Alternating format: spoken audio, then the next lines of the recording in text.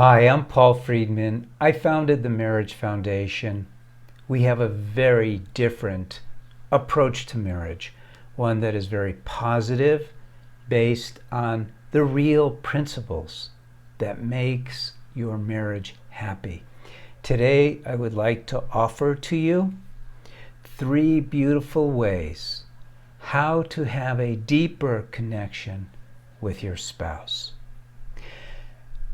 So everybody who understands that marriage is about love wants a deeper connection and automatically trains their mind so that they will do the kinds of things that will create that. But most of us are not educated about marriage. We don't get married with a plan to build upon this foundation of love, of happiness. And so things start to get a little stale, and we realize that we need a deeper connection. I'm going to give you only 3 ways. It doesn't mean that there aren't many, many more. But the most important thing is for you to develop a mindset. But let's use these 3 things as a starting point, shall we? So, number 1, see only your spouse's good and never take notice of their bad. And the reason I don't say this or that for good or bad is because it's universal. Don't see their flaws at all.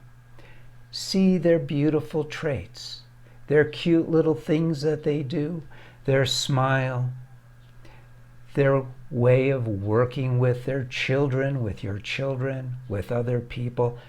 They have a list that you can create of beautiful traits.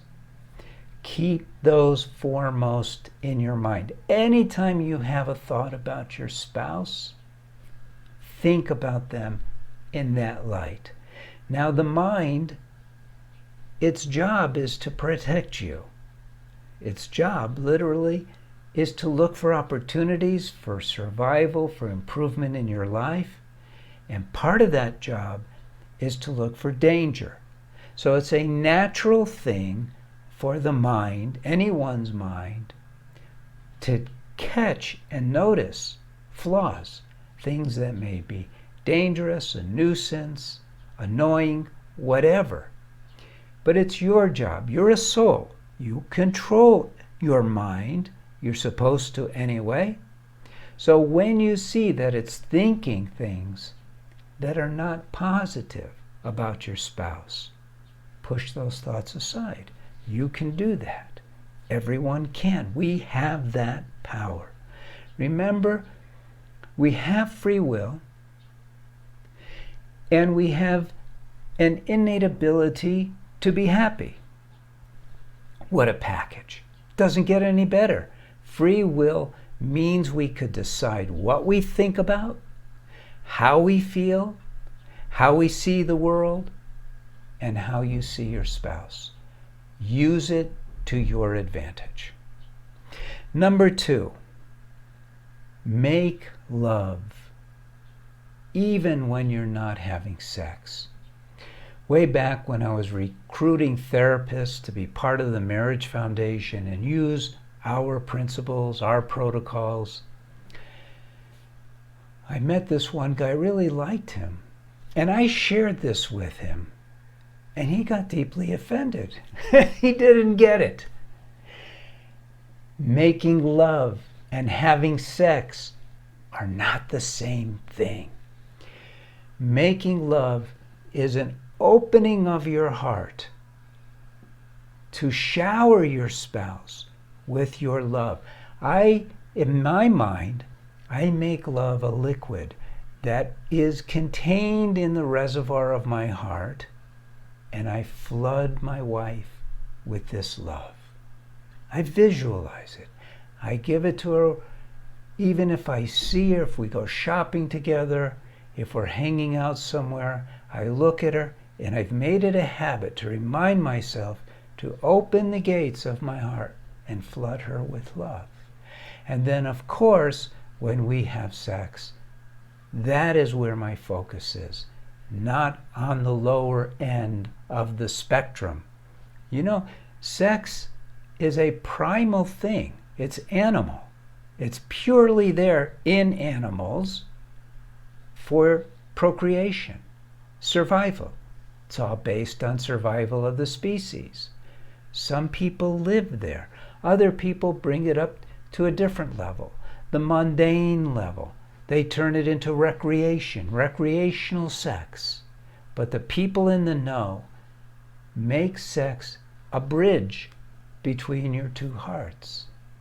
And you love each other in that way. And in those cases, ejaculation is not even necessary. The ideas that we hear about from Hollywood in the movies, with the orgasms and the how was it for you and all that, becomes silly to those of us who use sex and aren't used by sex. So again, make love even when you're not having sex. The third idea is sort of cosmic, and I always like to introduce these ideas because we are souls and we have the choice whether we want to live on the highest planes of consciousness or in the lowest realms of suffering with our primal urges and defenses and wars and fighting and all of that. We have the power to visualize. And that power of visualization is used in prayer. And prayer is the strongest force in the world. And when we combine visualization and prayer, we don't even have to use the word prayer, but we are able to send out whatever vibration we want. And the best way to do that is through visualization. So one way to do that is to visualize your heart. Put it up here and put your spouse in it. And see your spouse smiling. See yourself offering love to your spouse.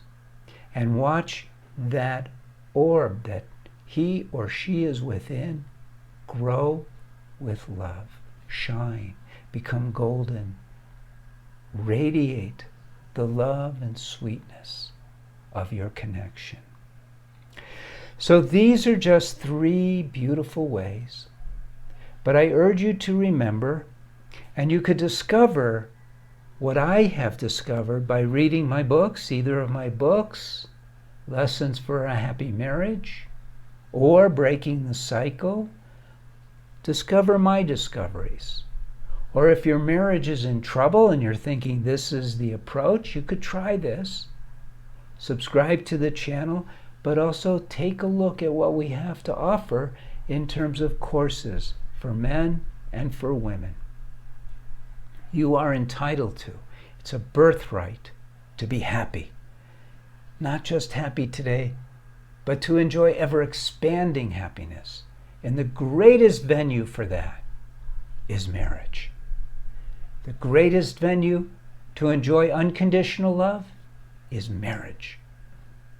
But we have to learn how to do it. I hope you enjoy this. I hope you like this video. Leave a comment. Thank you for joining me. I'm Paul Friedman. I founded the Marriage Foundation. God bless you. Until next time, take care.